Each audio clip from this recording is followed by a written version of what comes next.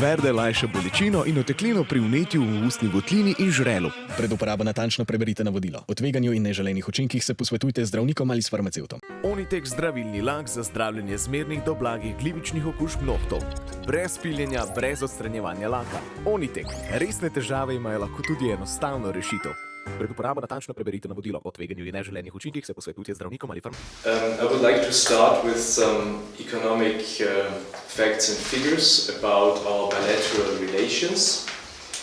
Then we will talk about the results of this annual survey. And you will also find in our PowerPoint presentation a summary of the key messages, and you will get this, of course, also digitally. Austria and Slovenia are very close business partners.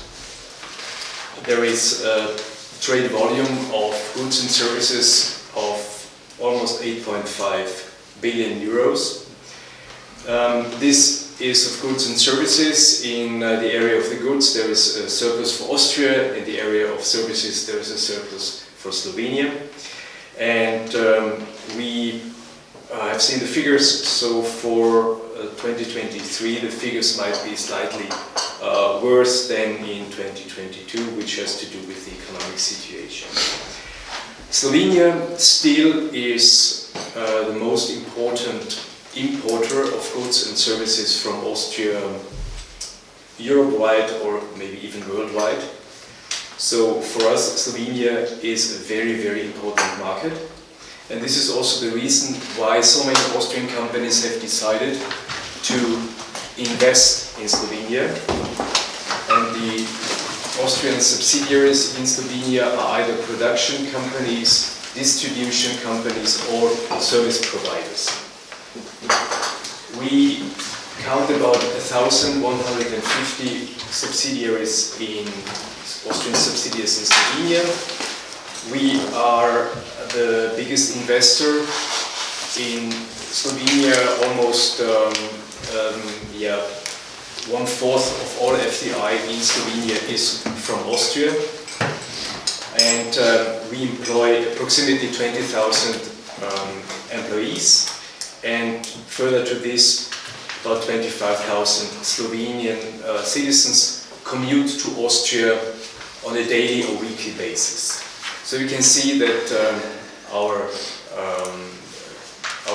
relations are very, very, very strong. And there is also a slide with some of the most well-known Austrian subsidiaries, among them also Merkur Zavarovalnica and Večinskim, of course. Our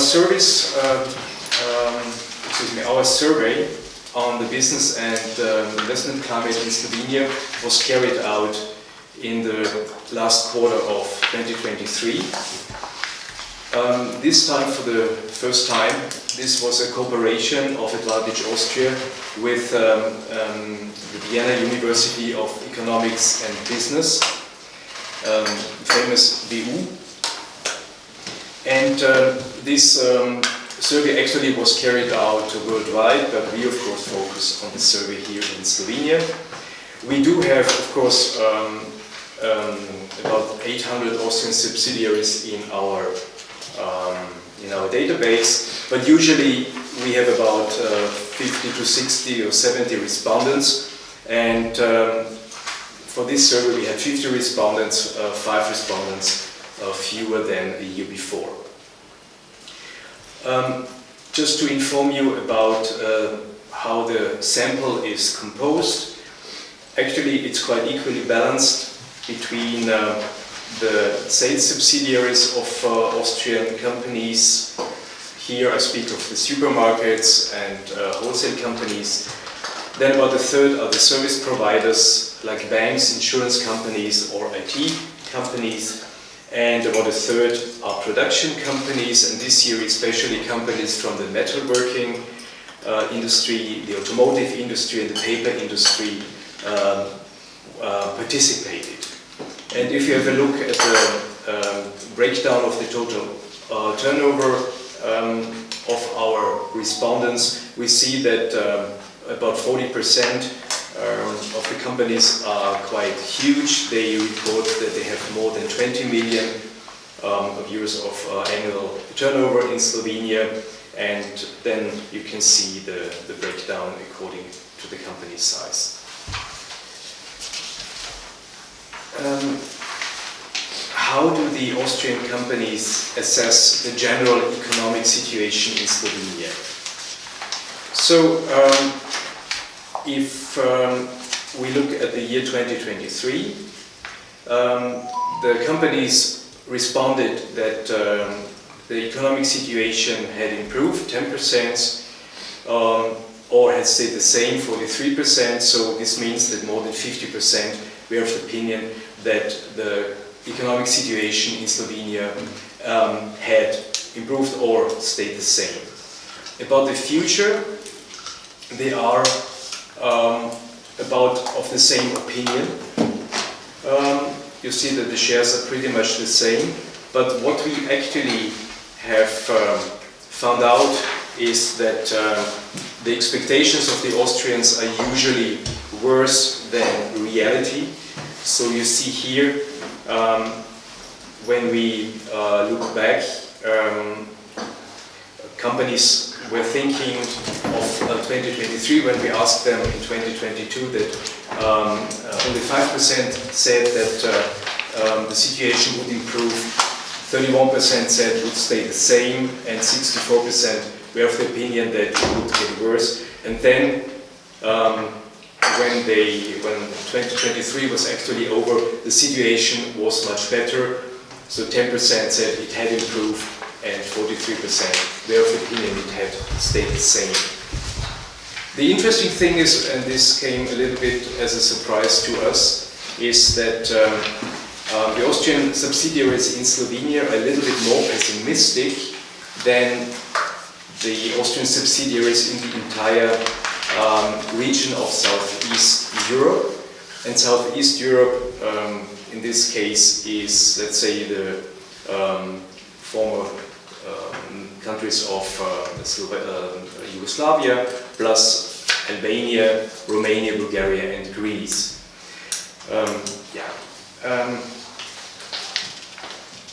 And this is both true for 2022, 3 and 2024.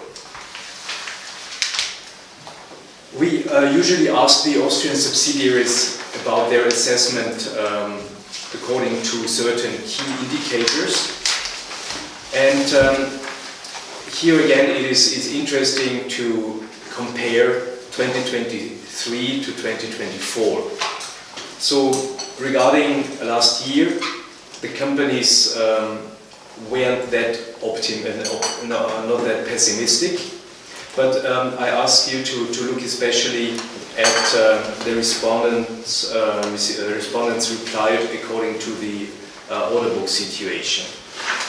So basically, regarding 2023, the company said that in 36% of the cases, the order books, the situation actually did not improve, but would get worse. And then you really see the results in their expectations for 2024, which means let's say the situation regarding the workforce size will get worse. Also, the turnover will decrease, investments will go down a little bit, and also the capacity utilization will go down. But all in all, the picture still is positive, because we should rather have a look at the green and the olive columns, and they show that the picture still is relatively good. But I just wanted to point out that in some of these companies, definitely they are a bit worried about 2024 and which impact that would have on the company altogether. We do ask the companies quite good list of aspects regarding their company. On the one hand, it's about the environment in general, the political stability, the predictability of the economic policy, the legal certainty. So here we can see that everything that is, let's say, where we are above 50% in the green area, this is still very, very positive. Yeah. So let's say, for instance, 50% of the companies still of the opinion that the political stability is very good or rather good. Yeah. Whereas, for instance, the predictability, and we will speak about that later on, definitely has deteriorated. Legal certainty is good, and but we have to point out one thing. There is a quite good number of aspects that the Austrian companies are still very, very happy about. Yeah? They are very positive about the quality of the suppliers, the availability of credit and capital. They're happy with the infrastructure in Slovenia and the digitalization. Also, let's say, the payment moral of the Slovenian companies. So these points are very good, but we do have a couple of points of criticism that basically have not changed much over the years. We ask the same question every year, and still the companies say, yeah, bureaucracy should be reduced, and the labor costs actually are too high. There is still some room of improvement regarding fighting crime and corruption. But overall, we can say that if we compare, this is now slide 14, if we compare the assessments of 2022 and 2023, we can see that the companies are a little bit more cautious about the future. You can have a look at all these criteria, and in most cases, actually, the percentage of the red has increased. And we think that these 2 years are very much comparable, as we have the same size of the samples. Yeah, the main critical issues have remained more or less the same for years. The companies are of the opinion that bureaucracy, as already mentioned, is still a problem. Of course, and this is a problem in all the industrialized countries, the qualified workforce is quite scarce. So it's quite a problem, of course, to find and also to keep the good workers. Labor costs, of course, are getting higher, and the same applies for the taxes. On the other hand, of course, legal certainty in Slovenia is very well developed. As I said, there's a quality of local suppliers, quality of the work here in general, and also digitization. The key question that we ask the companies is, will Slovenia remain an interesting investment location for your company also in 2024? And 70% of the respondents said yes, and 30% replied no. And here we can show you, and this is on the next slide, how this approval rate actually has developed over the last years. So let's say it was before the corona pandemic that the approval rate was particularly high, almost 90%. And then it gradually went down. But we have to bear in mind that in 2020, let's say the survey about 2020 was conducted also already in autumn 2019. So that was before Corona, and this was during the Šarec government, so I don't know what happened exactly there. but there was actually this drop from 91 to 75%. In Slovenia, companies are currently in a situation where measures in favor of employees are adopted by the government at short notice, and the financing primarily falls on the companies.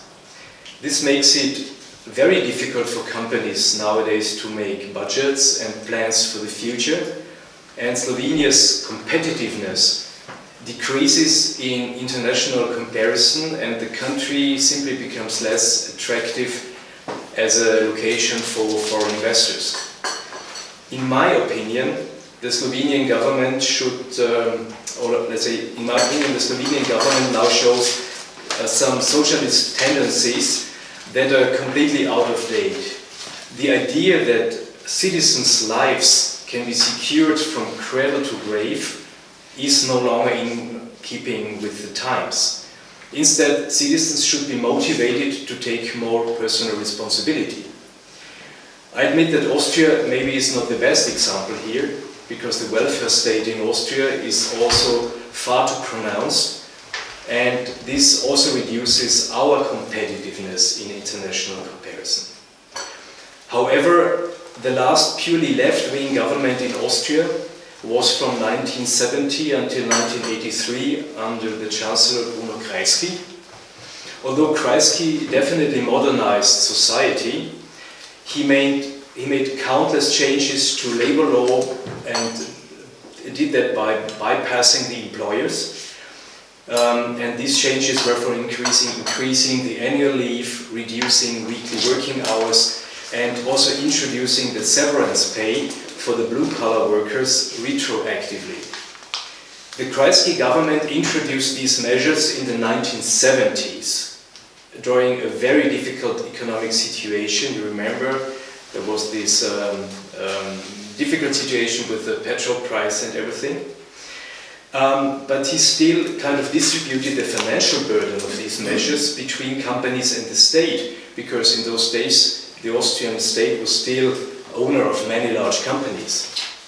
But like this, between 1970 and 83, Austria's national debt increased nominally from 3 billion euros in those days to 41. That is by 12 times. Yeah? And in relation to GDP, it increased during the Kreisky government from 12.5% to 43%. And Bruno Kreisky won the general elections in 1971, 75 and 79, always with an absolute majority. And to bring this example, because now you in Slovenia do have a left government, and Austria since then has always had some conservative party also in the government, so the whole situation was kind of outweighed. But at the time of the Kreisky government, and I would like to give you an example from my own family, my father had a small print shop with 10 employees in Spitalo Travi in Carinthia, and he too had, of course, to implement all these measures in his company, and that was a really huge financial burden for him and the family. My father is now 86 years old and has retired for quite a long time, but if you mention the name of Bruno Kreisky in his presence, he will still get some allergic reactions. And I would say that the government in general must talk to companies and involve the representatives of the employers in the legislative process. Otherwise, the coexistence within the company, in the economy, will not work well enough. Just to go back to our survey, we also wanted to know if the Austrian subsidiaries had started already to use artificial intelligence in their companies, and if they already implement measures in the context of the green transformation. And yes, we found out that 42% of the Austrian companies already are involved in artificial intelligence. That is very positive. Yeah. So this compares let's say, the value regarding to Slovenia and to the Austrian companies. And the same, or even better, is true for the green transformation. Almost 3/4 of the Austrian companies have already started to look at that, because it's also important and required if they are subcontractors to other companies. And if we ask them about which measures they take to promote the green transformation, 50% they try to improve the energy efficiency, they 20% replace energy sources, like for instance replacing gas, and introducing some renewables, and also 20% they've started to use new technologies. And asked about what companies see as the greatest risks also for their economic activity. Well, here the companies could give more than just one answer, and yeah, it's definitely the war in Ukraine. That war is about 2/3 of the Austrian subsidiaries, and also, let's say, the decoupling between East and West, about 50% are concerned about this. And of course, a third of the Austrian companies here in Slovenia are also worried about how the transport routes and logistics will develop in the future. Just for your interest, we also have a small slide here showing how the key indicators of the companies developed over the last years. And last but not least, there is a summary of the key messages.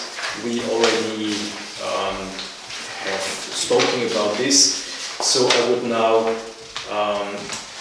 one thing that I also want to mention, I was kind of giving you an example of Austria as the Austrian government in the 1970s and early 80s was working.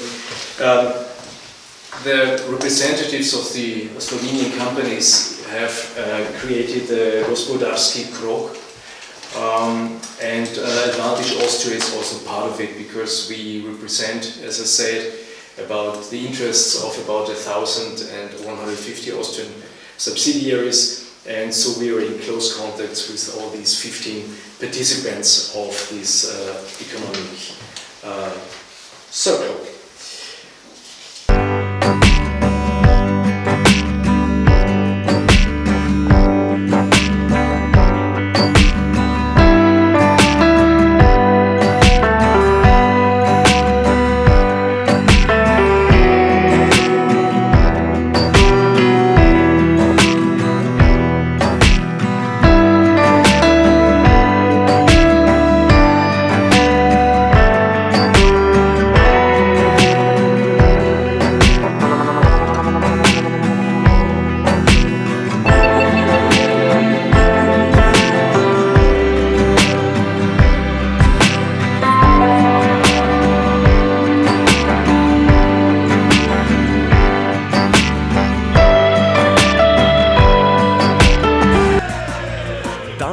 Lajša bolečino in oteklino pri vnetju v ustni votlini in žrelu. Pred uporabo natančno preberite navodilo. O tveganju in neželenih učinkih se posvetujte z zdravnikom ali s farmacevtom. Onitek zdravilni lak za zdravljenje zmernih do blagih glivičnih okužb nohtov.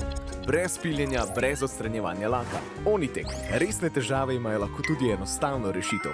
Pred uporabo natančno preberite navodilo. O tveganju in neželenih učinkih se posvetujte z zdravnikom ali farmacevtom. Maybe I would ask Damien Viršek-Delo. For you, Mr. Nest, your survey shows that more companies feel less confident if Slovenia is a good investment place or opportunity or whatever. Do you have a feeling or some information that some companies might decide to stop investing, which means stop increasing their present investment or even sell their investment in Slovenia this year or in future? No, it's rather the contrary, and that has also to do, of course, with the higher degree of automation and everything. We have a huge number of Austrian companies that actually invest in the country to improve their presence. there are definitely more positive factors than negative ones, and the negative ones might be quite similar in other countries. It's not so particular about Slovenia. It is rather a criterion for potential new investors. If they might maybe go further south, where we have a couple of countries that are still not members of the European Union, and they are more flexible, let's say, in welcoming new investors. They can maybe give more subsidies. Here, definitely, Slovenia has got the same situation as other EU countries. We have to follow EU law, and it's more difficult actually also to help new investors. In, let's say, Austrian companies that think about investing abroad, of course they compare several countries. And of course it would be of big advantage to see that, for instance, in terms of taxation, the situation in Slovenia improves. But now for the upcoming 3 years we have got a higher income tax, an increase from 19 to 22%. But let's say investment decisions are not taken from today to tomorrow. That's a bit different from the Slovenian government and their decisions. So let's say Austrian companies take usually 1, 2 or 3 years until they really decide to which country they go. And Slovenia has the big advantage to be a neighboring country. The mentality is very similar. The framework is very predictable, so these are very, very big advantages. And you can actually also produce goods and make services that basically then have a higher price because of the high quality that is produced in Slovenia.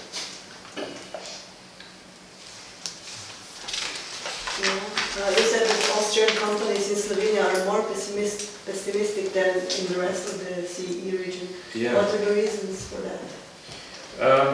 Well, this on the one hand might have to do with the fact that some of the countries are not EU countries, so the framework in these countries is still different. Although I would say that especially if I think of, for instance, Kosovo, there the political situation is more difficult. So,